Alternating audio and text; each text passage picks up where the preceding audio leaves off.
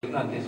Ella es médico cirujana, egresada del Politécnico, doctorada en Ciencias Biomédicas por la Universidad Nacional Autónoma de México, 3 años de estancia en Francia, 2 en París y 1 en la ciudad de Lille, aprendiendo, mejorando, investigando micología. Y en México, además de haber realizado importantes trabajos en estudios morfológicos, en los últimos años se ha dedicado a los estudios moleculares de diversos hongos, entre ellos Sporotrix. Como experiencia personal, yo me acuerdo que hace muchos años, cuando la doctora Hernández empezaba a hablar, estudiar la morfología de Sporotrix y relacionarla con los casos clínicos, me decía: Javier, es que no puede ser que nada más es Sporotrix. Dice, hay tantas formas diferentes de esporotricosis que yo creo que son lesiones esporotricoides. Ella me decía que eran lesiones, que había un grupo de lesiones que eran esporotricoides.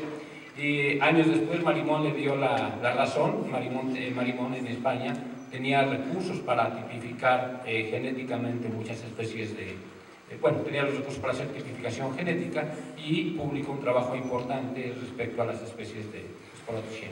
Te agradecemos, Francisca, que hayas aceptado participar en este evento. Gracias. Muchas gracias. Igualmente a la Academia Mexicana de Dermatología por permitirnos estar hoy en este importante foro. Gracias, Javier, por recordar eso. Realmente, efectivamente, a través de este trabajo vamos a ver que hay una gran diversidad de morfologías y de variabilidad genética en este hongo que hoy se considera como un complejo Sporotrix. Y bueno, pues vamos a ver qué resultados obtuvimos en este trabajo. La importancia de este género y de diversas especies, pues es la siguiente: es el responsable de una de las micosis subcutáneas más frecuentes en nuestro país. En principio es la micosis más frecuente y su agente Sporotrix está representado aquí, en donde podemos ver que realmente Sporotrix es un microorganismo que vive en el campo habitualmente y frecuentemente se asoció a el traumatismo con las espinas de los rosales y desde luego de otros cactus. Sporotrix se caracteriza por ser un hongo micelial que morfológicamente a nivel microscópico es muy atractivo. Es capaz de formar conidióforos, a veces cortos o largos, o a veces no da conidióforos, con conidios que tienen esa distribución en flor de margarita o en flor de durazno. Pero efectivamente desde hace muchos años se veía como los conidios de Sporotrix no necesariamente son ni redondos ni ovoides, sino hay gran variabilidad, y ahora con otros procedimientos podemos inclusive hacer más evidente la formación de melanina que contiene la pared de este hongo.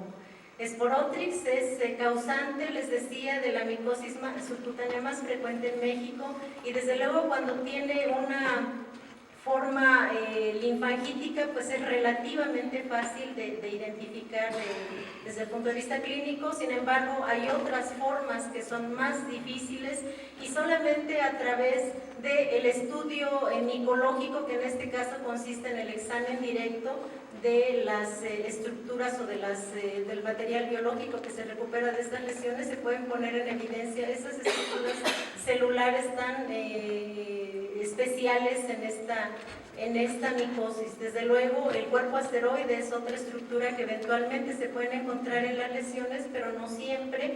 Y lo que más comúnmente se ve en algunos casos es una reacción histopatológica muy llamativa en cuanto al número de células inflamatorias que se acercan en un punto. Sin embargo, hay estas estructuras que difícilmente uno podría decir que son un Sporotrix y que nosotros sugerimos que pudieran ser, pero son tan pequeñas y se confunden fácilmente con otras células del tejido. Pero bueno, finalmente, cuando se hacen los estudios morfológicos de los aislados clínicos, desde hace varios años, como dice Javier, ya habíamos detectado que la morfología de las colonias que se obtienen de los aislados de sus pacientes con esporótricos y son realmente muy diferentes. Podemos ver desde colonias blancas con ese aspecto velloso, colonias que tienen un aspecto más bien húmedo y desde luego el clásico aspecto membranoso con coloración blanquecina o incluso pigmentada en una misma colonia.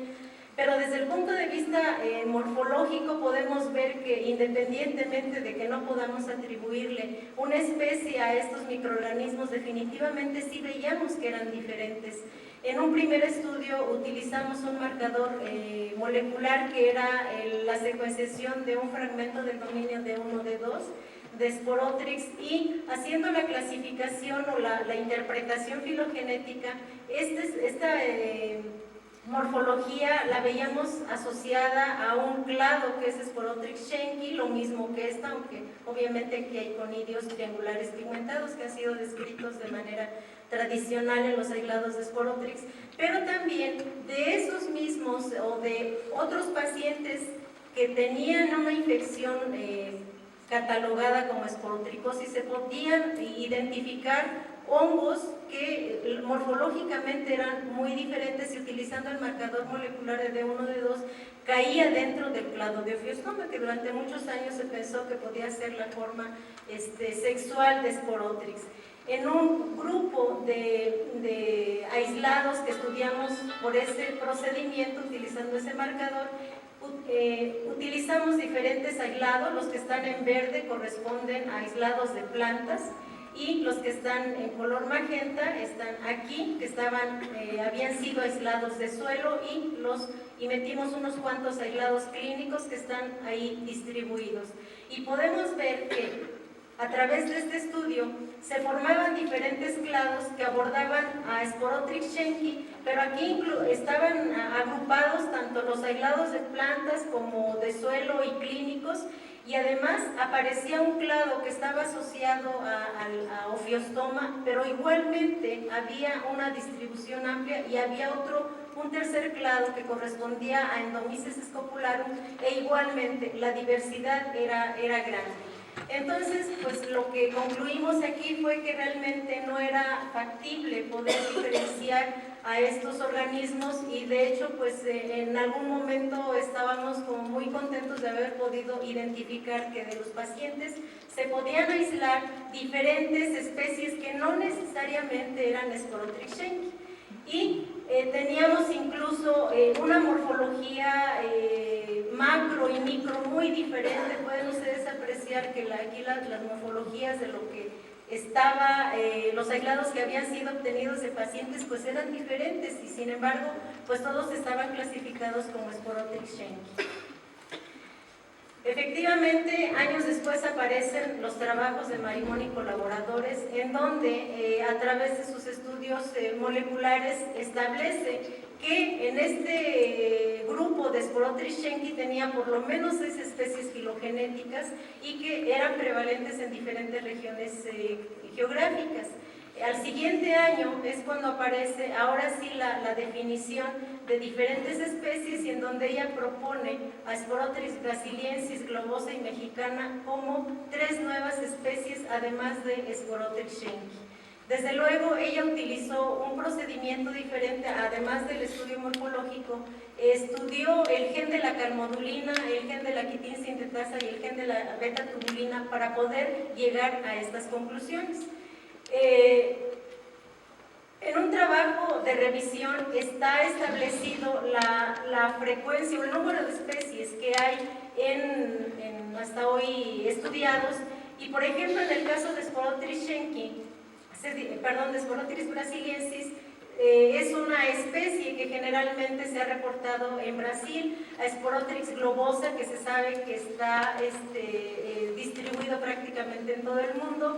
Sporotrix mexicana fue identificado a partir de aislados de suelo o incluso de hojas de clavel, de aislados que provenían de México, y se pensaba que pues no era patógena para el humano. Sin embargo, en años recientes se reportó un caso en Portugal de infección humana causada por esta especie.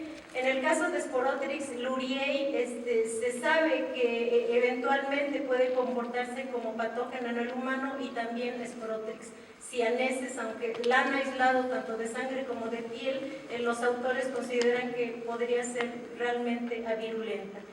En el caso de los Sporotrix aislados de ambiente, hay 4 especies, todos pues al parecer diferentes realmente a lo que se conoce como Sporotrix schenki como causante de patología, y Sporotrix albicans, que la han asociado particularmente a las infecciones en mascotas. En base al trabajo que realizó Marimón, nosotros utilizamos una metodología similar, tanto morfológica como genética, de los aislados que teníamos disponibles aquí en el laboratorio, y el objetivo fue justamente ahora, utilizando el marcador molecular de la calmodulina y de la beta-tubulina, ver por un lado la frecuencia de especies de Sporotrix que había en nuestros aislados clínicos, y por otro pues estudiar la morfología de estos aislados.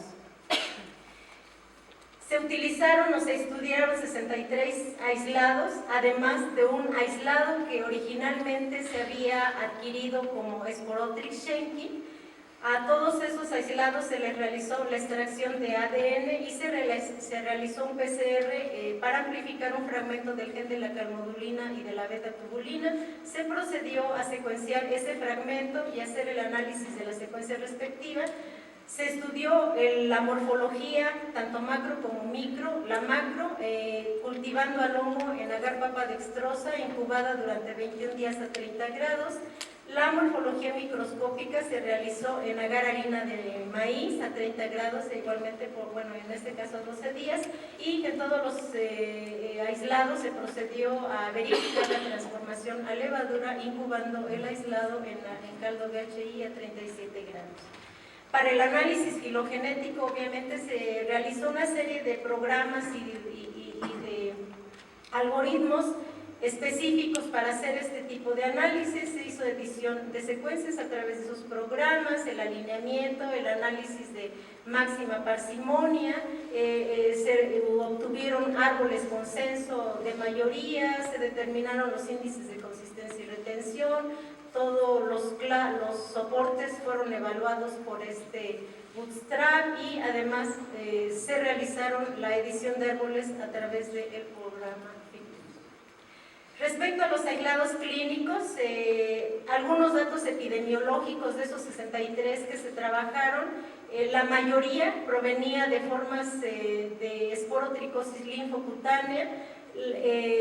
La mayoría de los aislados venía de campesinos, y también la mayoría provenía de hombres. Los estados de donde provenían estos aislados eran básicamente del centro de la República Mexicana. Y este es el árbol filogenético obtenido con las secuencias parciales del gen de calmodulina, y desde luego utilizando el criterio de parsimonia. Podemos ver aquí que, de acuerdo a la distribución de los clados, hay 6. El primero, que incluye, desde luego, para realizar estos clados o esta distribución se utilizaron secuencias que ya existían en la base de datos de las diferentes especies de Sporotrix, y esas secuencias de referencia que están aquí marcadas en negro fueron comparadas con los aislados problema, que en este caso están marcados en rojo. Entonces, en el primer clado corresponde a Sporotrix albicans, solamente al aislado de referencia, a la secuencia de referencia. El clado 2 incluye a Sporotrix luriae. El clado 3 corresponde a Sporotrix globosa, en donde solamente uno de nuestros aislados agrupó ahí, en ese clado. Y posteriormente viene un cuarto clado que tiene a su vez diferentes ramificaciones.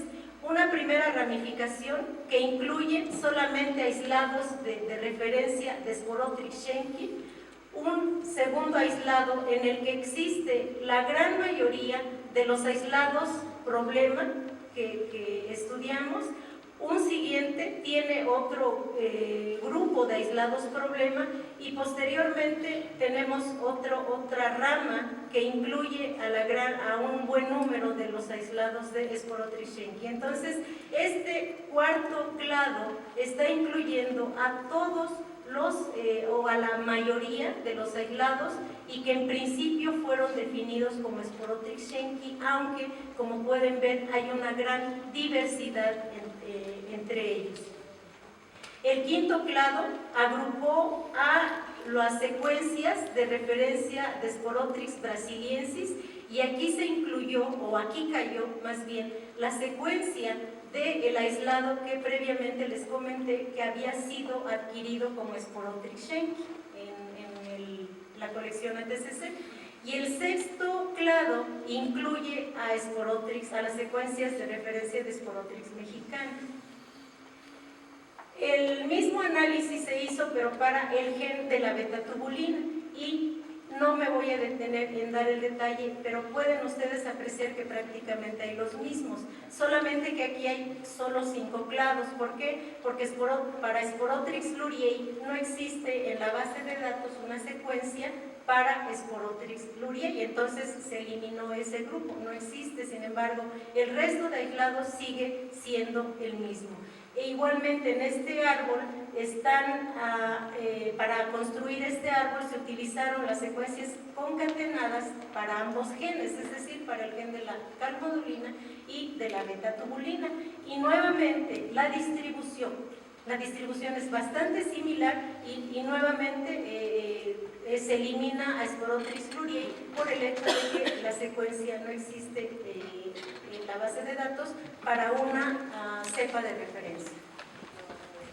Desde el punto de vista morfológico que encontramos, bueno, estamos aquí considerando que la gran mayoría de nuestros aislados correspondieron a Sporotris Schenki. Bueno, pues vamos a ver cuáles son las principales características morfológicas que encontramos, tanto en el trabajo de la doctora Marimón como en el presente trabajo. En cuanto a la colonia, el tamaño de la colonia en agar papa dextrosa, prácticamente no hay diferencia. Respecto a la colonia en agar harina de maíz, Marimón dice que Sporotris Schenki siempre es de color marrón. Sin embargo, nosotros encontramos 26 de las 63 aislados que eran hialinos. En cuanto a los conidios en agar harina de maíz, Marimón dice que los conidios en este medio son pigmentados y nosotros encontramos 4 de 63 hialinos. Los conidióforos en todas sus cepas se observan, sin embargo, en el caso de nuestros aislados, 27 de ellos están ausentes. Y respecto a los conidios sésiles, que es un parámetro morfológico que ella utiliza para determinar la morfología de los conidios, ella dice que la mayoría son triangulares. Sin embargo, en nuestro caso solamente 23, que no son la mayoría, tenían conidios triangulares. Este es ejemplo de la morfología de diferentes cepas. Estas son algunas y con su respectiva clave, y pueden observar cuál es la morfología que hay en medio APD, como en agar harina de maíz, y la morfología microscópica en agar harina de maíz. Desde luego, la morfología es bastante diferente en todos ellos, y desde luego, microscópicamente, los conidios pues tampoco son tan similares. En una siguiente plancha de imágenes, pues les muestro nuevamente la diversidad de la morfología. Los conidios, algunos son dan la apariencia de ser un poco diferentes. En el caso de estos aislados, igualmente, hubo una cepa que incluso tenía algunas zonas como de lisis en su superficie, como un proceso degenerativo probablemente, y curiosamente en esta cepa donde aparecían algunos datos de lisis, también pudimos observar que microscópicamente no formaba conidios.